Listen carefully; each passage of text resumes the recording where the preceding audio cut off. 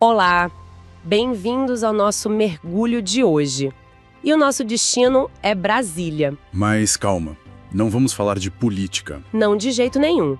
A gente vai falar de como a capital, que nasceu, de todo um projeto monumental, está se transformando, quase que discretamente, num polo de inovação. É um movimento muito interessante. A gente está com um estudo do Sebrae e do DF em mãos, um mapeamento que aponta, assim, umas oportunidades de negócio bem surpreendentes por lá. Exato, e não é futurologia, né? Não, longe disso. É um guia prático, um mapa para quem quer empreender ou investir na região. E a nossa missão aqui é justamente essa, é destrinchar esse material e entender por que essas oportunidades específicas, sabe? Por que elas fazem tanto sentido para Brasília? E, claro, tentar achar os padrões que conectam tecnologia, sustentabilidade... E as necessidades de um mercado consumidor que, vamos combinar, único no país. Exatamente. Então vamos começar a desdobrar isso. E o que eu acho mais rico nessa análise é que as oportunidades elas não surgem do vácuo, né? Elas refletem as vocações do DF. É uma cidade que mistura a formalidade do serviço público com um polo de criatividade, de tecnologia e uma preocupação muito forte com o verde e com a sustentabilidade. É nesse cruzamento que a mágica acontece. Perfeito. E esse cruzamento fica nítido já no primeiro grande tema, a digitalização da economia local. A gente sabe, todo mundo teve que ir para o digital nos últimos anos. Na marra. Mas o que o material mostra é como isso está criando nichos muito, muito específicos em Brasília. O primeiro que me saltou aos olhos parece até óbvio, mas não é. É a comunicação digital para bares e restaurantes. Parece óbvio, né? Mas a complexidade está no detalhe. O DF tem um dos maiores poderes aquisitivos do Brasil. E uma cultura de sair para comer, uma cultura gastronômica fortíssima. A competição é brutal? Exato. E o público é exigente. Não dá mais para ter só um Instagram com uma foto de prato mais ou menos. Então, o que seria essa profissionalização na prática? O material fala em gestão de redes sociais, ok.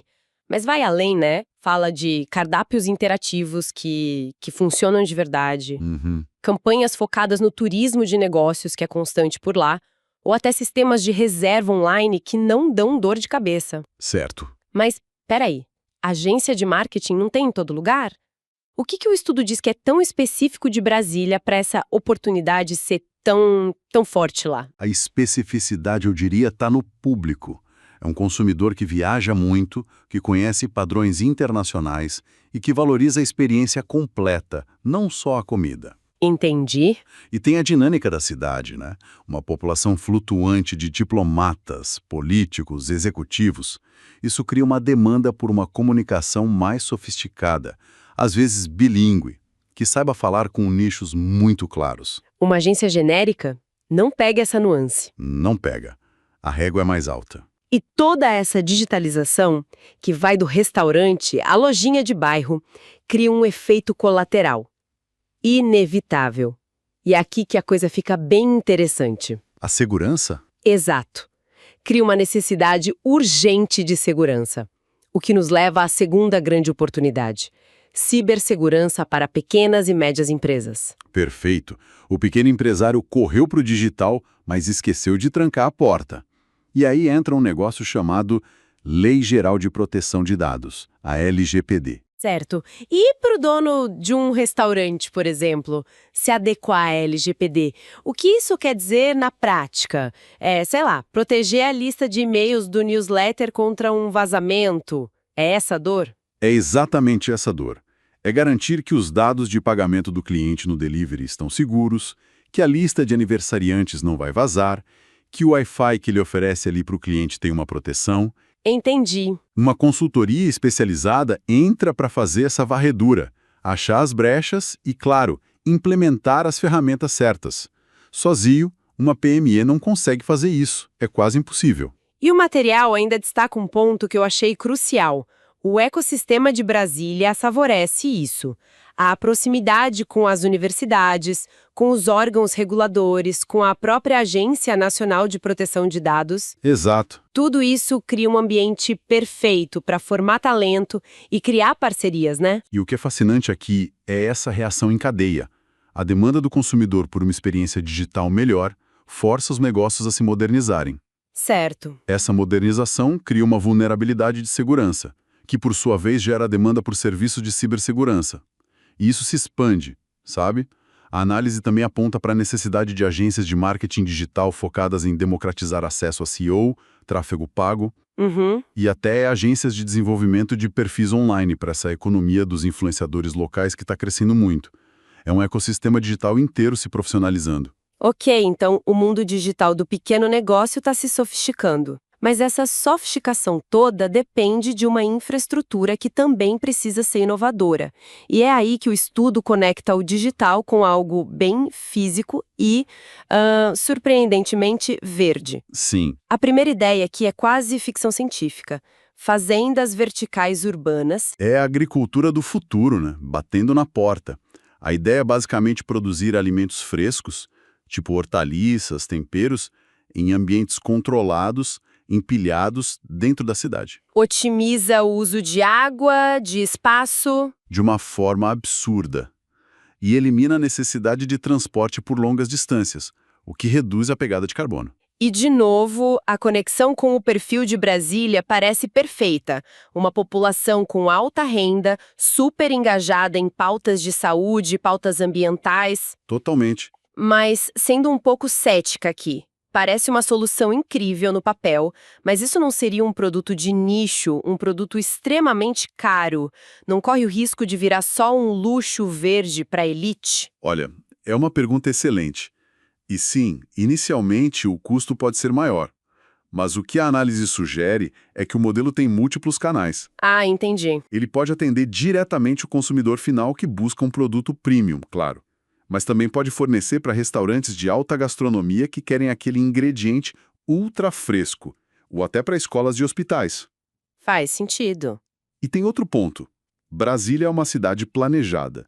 Pensar em como integrar essas estruturas na cidade é um desafio de design, de engenharia, que tem tudo a ver com a vocação de Brasília. Onde instalar isso? Em prédios ociosos, o desafio também é urbanístico. Entendi. E falando em sustentabilidade, outro setor que explodiu foi o de energia solar. Mas essa explosão traz um desafio que a maioria das pessoas não vê. Assim, A instalação de painéis cresceu demais. E depois? Quem cuida disso? O que nos leva direto para a oportunidade de manutenção e suporte para sistemas fotovoltaicos. é o mercado do pós-venda da Revolução Verde. É clássico. Muita gente instala os painéis e a empresa que vendeu some. Ou não tem expertise em manutenção. E o material que a gente analisou traz um exemplo concreto ótimo. O caso da empresa Convert Energy. O diretor Danilo Ludovico, ele disse uma frase que resume tudo. Muitos clientes ficam órfãos de suporte. E essa orfandade custa dinheiro. Um detalhe que a análise aponta é que poeira e poluição reduzem a eficiência das placas. Uhum. No DF, você ainda soma a fuligem das queimadas, que são comuns em certas épocas. Uma limpeza técnica, periódica, pode aumentar a geração de energia em até 20%. É muito dinheiro deixado na mesa. É muito. E o Danilo faz uma projeção interessante. Ele diz que a grande onda de demanda por manutenção vai acontecer em uns 10 anos, quando os inversores, que são tipo o cérebro do sistema, Certo. dos primeiros painéis instalados começarem a precisar de troca. Ou seja, é um negócio de longo prazo, só tende a crescer. Se a gente conecta isso ao panorama geral, a gente vê um padrão muito claro se formando. A gente pode chamar de inovação de primeira onda e segunda onda. Como assim? A primeira onda é a adoção em massa de uma nova tecnologia, como os painéis solares. A segunda onda, que é inevitável, é a criação de todo um ecossistema de serviços, de suporte, manutenção, otimização para essa tecnologia. Ah, entendi. E essa lógica se aplica a outras áreas? Você mencionou carros elétricos antes. Exatamente. O estudo usa esse mesmo gancho para apontar a oportunidade de assistência técnica especializada para veículos elétricos. A frota está crescendo, mas as oficinas mecânicas tradicionais não estão prontas. Não sabem lidar com a parte eletrônica, né? Não sabem. Não sabem fazer um diagnóstico eletrônico avançado, a manutenção preventiva que esses carros exigem. De novo, é a segunda onda. Garantir a durabilidade e a eficiência da tecnologia que já está na rua. É um mercado que sustenta a inovação. Essa ideia de segunda onda é ótima, e ela parece levar a uma especialização cada vez maior, o que nos joga direto no nosso último bloco: nichos de alta tecnologia e novos modelos de negócio. Uhum. A primeira tecnologia que o estudo destaca são os drones. Mas o interessante é como a mesma ferramenta serve a dois mundos completamente diferentes em Brasília. Sim, o drone ali tem uma dupla personalidade. A primeira é a mais glamurosa, digamos assim, imagens aéreas. Para o mercado de eventos, que é forte, para o mercado imobiliário, que vive de imagem, para a construção civil. É o uso estético. Filmagem, fotos, modelagem 3D. Isso. Mas a segunda personalidade é muito mais densa, mais técnica. É o uso de drones para georreferenciamento. Exato. E aqui a gente não está falando só de tirar uma foto bonita de uma fazenda. E não mesmo. A gente está falando de levantamento topográfico com precisão de centímetros, monitoramento de obras de infraestrutura e a análise vai além. Fala em usar Big Data e Machine Learning. Certo. Tá, mas isso quer dizer na prática, o drone vira uma espécie de vidente? Quase isso. Significa que o drone não está só vendo, ele está coletando dados. Quando a gente fala em machine learning aqui, é, por exemplo, o drone sobrevoar uma lavoura, captando dados, cor da folha, umidade do solo, altura da planta. E o software aprende com isso. Exatamente. O software aprende a analisar esses dados e a prever com semanas de antecedência qual parte da lavoura vai ter uma praga ou qual precisa de mais água. É usar dados para literalmente prever o futuro do agronegócio que cerca o DF. Uau! O que isso nos diz sobre o mercado de Brasília é que a mesma tecnologia precisa ter duas caras. Uma para o marketing, para a estética da cidade. E a outra, super técnica, servindo o agronegócio e a infraestrutura do Planalto Central. É a dualidade da cidade refletida na tecnologia. Perfeitamente colocado. Agora, uma das aplicações mais inesperadas da tecnologia que eu encontrei no material está na área da saúde. Essa eu confesso que não esperava. Ah, essa é fascinante. O estudo fala de jogos digitais terapêuticos. Como assim? Como isso funciona? Eu imagino um jogo de celular, mas qual é o gancho terapêutico? É a gamificação levada a um nível muito sério, com propósito. Pensa num jogo desenvolvido especificamente para um paciente com TDAH, por exemplo. As fases, os desafios, são todos projetados para treinar o foco, a atenção. Entendi. Ou um jogo para um paciente de esclerose múltipla, com movimentos na tela que estimulam a coordenação motora fina. Não substitui a terapia, claro. É um complemento. É um complemento poderoso, uma ferramenta de apoio que o paciente pode usar em casa de uma forma que engaja, que é divertida. É a tecnologia com um propósito social muito claro. Isso levanta uma questão importante sobre personalização. A gente está falando de soluções para nichos cada vez menores, com necessidades muito específicas. Exato. E essa mesma lógica de hiperpersonalização aparece num modelo de negócio que parece mais simples, mas não é. Negócios de caixas por assinatura. Ah, as famosas subscription boxes. É engraçado porque todo mundo já deve ter assinado uma aí, cancelado depois de 3 meses. A fadiga de assinatura. Exato. O estudo aponta qual o segredo para evitar isso. O segredo, segundo a análise, é fugir do genérico e abraçar o local. O modelo se sustenta na curadoria. Uhum.